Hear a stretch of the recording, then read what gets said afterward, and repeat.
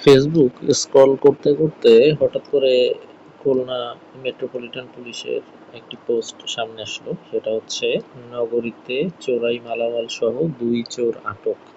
আচ্ছা, যাই হোক, ডিটেলস না পড়লাম। মেন বিষয় হচ্ছে ছবি। ছবিতে প্রথমে হচ্ছে চোরদের একটু দেখি সুন্দর করে। হুম, হালকা একটু ভুঁড়ি হয়েছে পুলিশের, এটা ব্যাপার না। বাবা, কচি কাঁচা, কচকচা। যাই হোক, চুরি করছে কি সেটা এখন একটু দেখতে হবে। কোথায় গেল? এই, চুরি করছে হচ্ছে একটা শাড়ি, আয়রন, আর এগুলা তো ইমিটেশন বোঝাই যায়, কেবল মেবল হ্যান ত্যান। কিন্তু বিষয় হচ্ছে এতগুলা ডিটারজেন্ট কেন? ওই বাসায় কি পাশা আর হাবু থাকে নাকি?